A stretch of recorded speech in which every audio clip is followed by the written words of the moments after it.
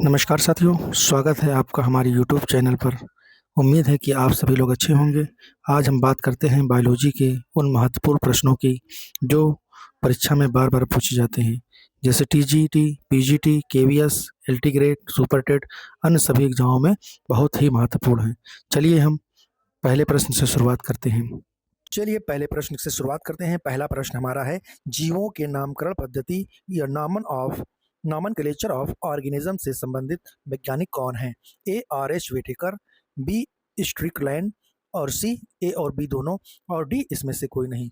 तो are H Whittaker और Strickland दोनों ही नॉमनक्लेचर ऑफ ऑर्गेनिज्म से संबंधित है, इसलिए सी वाला आंसर सही होगा, ए और बी दोनों। चलिए अगले क्वेश्चन को देखते हैं। Question number 2। क्वेश्चन नंबर 2 है, जीवों के नामकरण की शुरुआत सर्वप्रथम कैरोलस लिनियस ने किस वर्ष में की थी? ए 1758 ईस्वी में, बी 1969 ईस्वी में, सी 1813 ईस्वी में और डी 1926 ईस्वी में। तो जीवों का जो नामकरण है कैरोलस लिनियस ने सन 1758 ईस्वी में शुरुआत की थी, इसलिए ए वाला आंसर सही होगा। चलिए अगले क्वेश्चन को देखते हैं। अगला क्वेश्चन नंबर है क्वेश्चन नंबर 3। क्वेश्चन नंबर 3 है, टेक्सॉन शब्द का प्रयोग पहली बार किस वैज्ञानिक द्वारा किया गया था? ए एल्डोफ मेयर, बी लिनियस, सी एपी डी कॉन्डले और D Lamarck.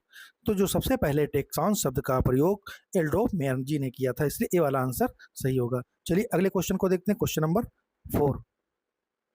Are H Whittaker ने सन 1969 ईस्वी में जंतु जगत को कितने भागों में विभाजित किया था? ए 3 भागों में, बी 4 भागों में, सी 5 भागों में और डी 8 भागों में। तो एच एड वेटेकर ने, जो आर एच वेटेकर थे, इन्होंने जंतु जगत को 5 भागों में विभाजित किया था, इसलिए सी वाला आंसर सही होगा। अगले क्वेश्चन को देखते हैं। Question number 5। क्वेश्चन नंबर 5 है, सभी जीवों को 2 एम्पायर्स के 8 जगतों में किसने वर्गीकृत किया था? ए हीकेल ने, बी कैवेलियर स्मिथ ने और सी ओवेज ने और डी आर एच वेटेकर ने। तो जो 2 एम्पायर को 8 जगतों में वर्गीकृत किया था वो थे कैवेलियर स्मिथ, इसलिए बी वाला आंसर सही होगा। चलिए अगले क्वेश्चन को देखते हैं। Question number 6। क्वेश्चन नंबर 6 है, वर्गीकरण या टेक्सोनोमी के अंतर्गत मुख्य रूप से क्या सम्मिलित है? नंबर 1 पहचानकर्ता, नंबर 2 वर्गीकरण, नंबर 3 नामीकरण और नंबर 4 उपयोग सभी। तो इसमें से सभी पाए जाते हैं, आइडेंटिफिकेशन भी पाया जाता है, क्लासिफिकेशन भी पाया जाता है, नॉमेनक्लेचर भी पाया जाता है, इसलिए इसका आंसर ऑल ऑफ दीज होगा, डी वाला आंसर सही होगा। चलिए अगले क्वेश्चन को देखते हैं। Question number 7। क्वेश्चन नंबर 7 है, जब किसी जीव का प्रजाति नाम स्पीसीज नेम और उसके जातीय नाम जेनेरिक नेम वो हूबहू दोहराता है तो इसे क्या कहते हैं? ए बेसोनियम, बी टाइटोनियम, सी होमोनियम और डी साइनोनिम। तो जो स्पीसीज और जेनेरिक को हूबहू दोहराता है उसे हम टाइटोनियम कहते हैं, इसलिए बी वाला आंसर सही होगा। चलिए अगले क्वेश्चन को देखते हैं। अगला क्वेश्चन है क्वेश्चन नंबर 8। क्वेश्चन नंबर 8 कहता है, निम्नलिखित में से कौन सा टाइटोनियम का एक सटीक उदाहरण है? जैसे मैंगोफेरा इंडिका, होमोसेपियंस, रेटस रेटस और पाइजम सटाइवम। तो जो टाइटोनियम होता है उसमें जीनस और स्पीसीज दोनों सेम होते हैं, इसलिए सी वाला आंसर सही होगा। चलिए अगले क्वेश्चन को देखते हैं। क्वेश्चन है, कैरोलस लिनियस को मुख्य रूप से किस कार्य के लिए श्रेय दिया जाता है? ए रुधिर परिसंचरण की खोज, बी सूक्ष्मदर्शी का आविष्कार और सी दो नाम पद्धति बायोनॉमिकल नॉमेनक्लेचर या डी जीवोत्पत्ति का सिद्धांत। तो जो कैरोलस लिनियस थे उन्होंने दो नाम पद्धति का आविष्कार किया था, इसलिए इसके नाम पर श्रेय पाए जाते हैं, इसलिए सी वाला आंसर सही होगा। चलिए अगले क्वेश्चन को देखते हैं। अगला क्वेश्चन है, चलिए क्वेश्चन नंबर 10 को देखते हैं। 10 क्या कहता है, दो नाम पद्धति या बायोनिमियल नॉमेनक्लेचर वाले दो शब्द कौन से होते हैं? ए कुलवंश, बी गण परिवार, सी वंश प्रजाति और डी प्रजाति और उपप्रजाति। तो जो बायोनॉमिकल नॉमेनक्लेचर वाले दो शब्द होते हैं वो जीनस और स्पीसीज होते हैं, इसलिए सी वाला आंसर सही होगा। चलिए अगले क्वेश्चन को देखते हैं। क्वेश्चन नंबर 11 को देखते हैं। 11 है, आधुनिक वर्गीकी का जनक या फाउंडर ऑफ मॉडर्न टैक्सोनॉमी किसे कहा जाता है? ए अरस्तु को, बी कैरोलस लिनियस को, सी थियोफ्रेस्टस को और डी एल्डोफ मेयर को। तो जो मॉडर्न टैक्सोनॉमी के जनक हैं वो कैरोलस लिनियस है, इसलिए बी वाला आंसर सही होगा।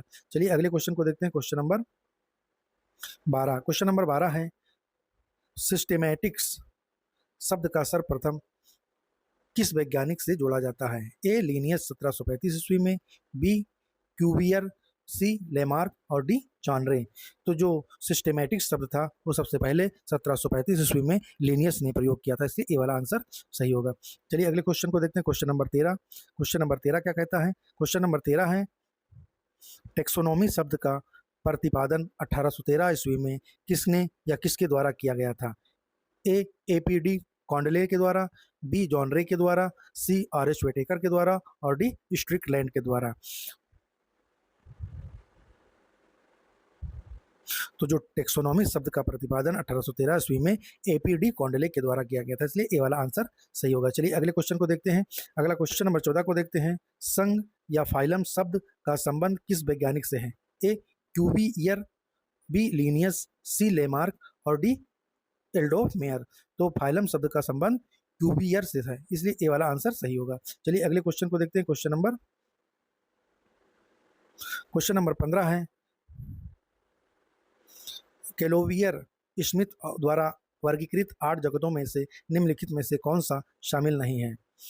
You bacteria, archaebacteria, B chromista, protozoa, C plantae कवक और एनीमिलिया और डी वायरस।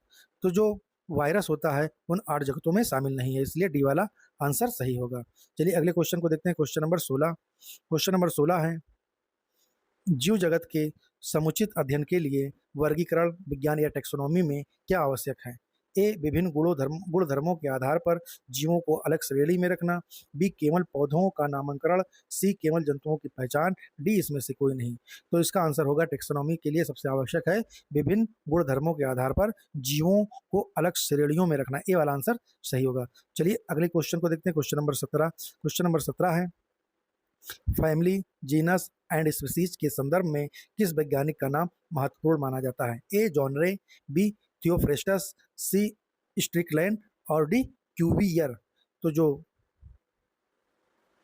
जॉनरे थे उन्होंने ही फैमिली, जीनस और स्पीसीज का शब्द प्रयोग किया था, इसलिए जॉनरे आंसर सही होगा, ए वाला आंसर सही माना जाएगा। चलिए अगले क्वेश्चन को देखते हैं। अगला क्वेश्चन है क्वेश्चन नंबर 18।